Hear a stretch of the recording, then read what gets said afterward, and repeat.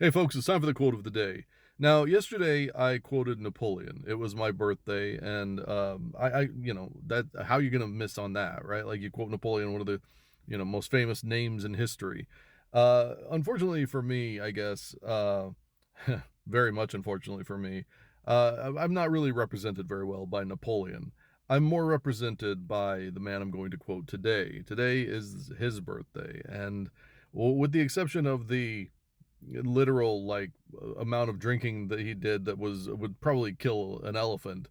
I'm very much like him in a lot of ways. Now this is going to be challenging for some folks, but today is the birthday of the writer, the poet, the everyday man's philosopher, Charles Bukowski, or Bukowski is how some say it. Um, I listen.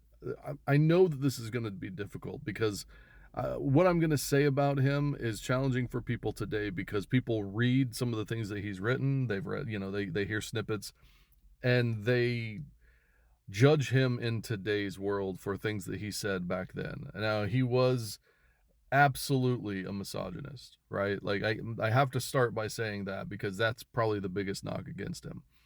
Now, I wouldn't say, even though he did say some racist things, I wouldn't say that he was necessarily racist because his some of his friends and some of the company that he kept were, he didn't look down on people of color. He didn't look down on brown people and black people. He used the language of the time, which you're talking about when he was writing some of the stuff was the 50s and the 60s.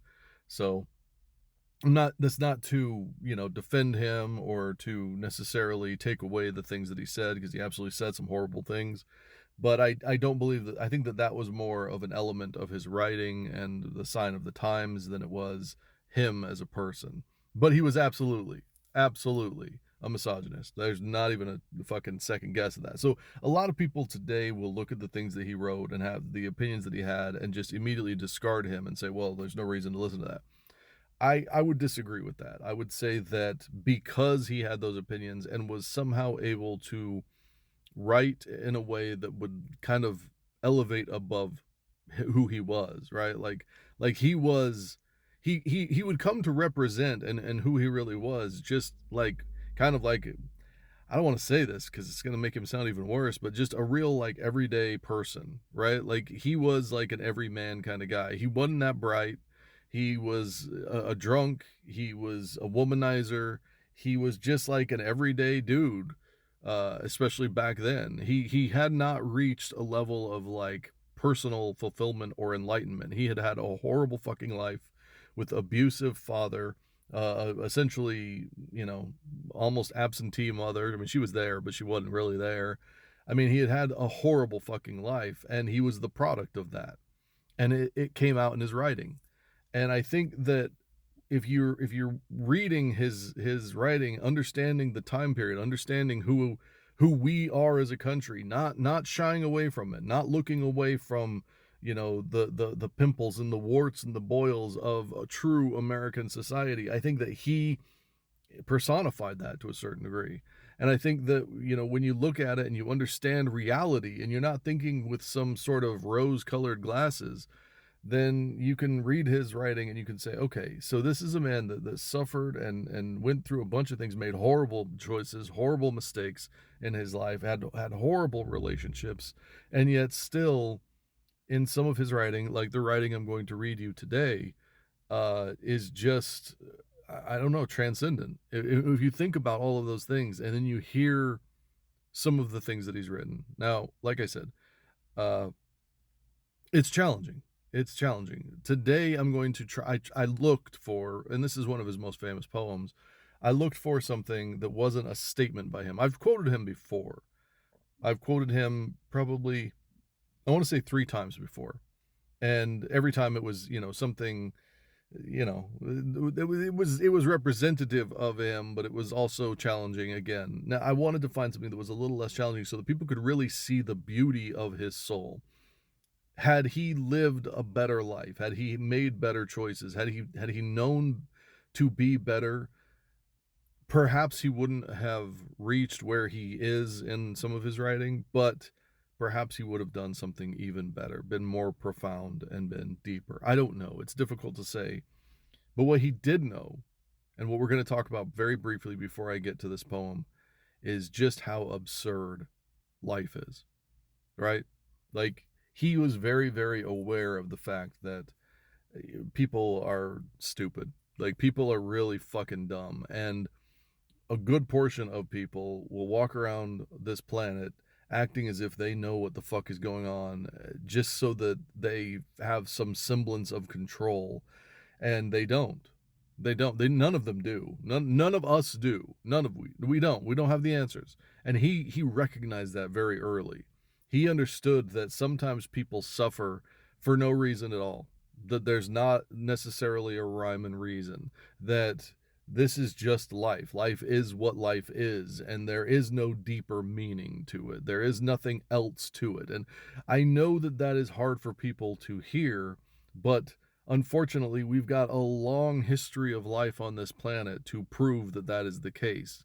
For every famous name like a Charles Bukowski or a Joan of Arc or a Marcus Aurelius, for every name that you hear, for every fucking Tom Cruise that you hear about, or for every Bruce Springsteen or any other name that you hear that's fame and, got all this money and stuff like that, there are literally hundreds of thousands of people that you will never know the name of that lived a life, that probably lived from, the age of 0 to fucking 87, and you don't know anything about them, and you never will, because they didn't do anything and they didn't matter. Not to say that their life didn't matter or that wasn't impactful, but do you understand? Like, you don't know anything about them. And what makes you think that your life is going to be any different than all of those people? The odds are not in your favor that you're going to be this bright, shining star out there. This is an absurd fucking world. It doesn't matter how wonderful and beautiful and perfect you are. It doesn't matter how hot you are or how much you glow up after, a breakup. It doesn't matter how much work you put into your body. It doesn't matter. None of these things fucking matter in the end, because we're all going to die. We're all going to die. So the only thing that matters is the way that you live your life. And with that in mind, Charles Bukowski, in one of his most famous pieces of poetry, wrote a poem called Go All the Way. This is that poem. If you're going to try, go all the way. Otherwise, don't even start. This could mean losing girlfriends, wives, relatives, and maybe even your mind. It could mean not eating for 3 or 4 days. It could mean freezing on a park bench. It could mean jail. It could mean derision. It could mean mockery, isolation. Isolation, though, is the gift. All the others are a test of your endurance, of how much you really want to do it, and you'll do it, despite rejection and the worst odds, and it will be better than anything else you can imagine. If you're going to try, go all the way. There is no other feeling like that. You will be alone with the gods, and the nights will flame with fire.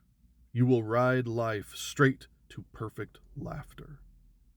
It's the only good fight there is.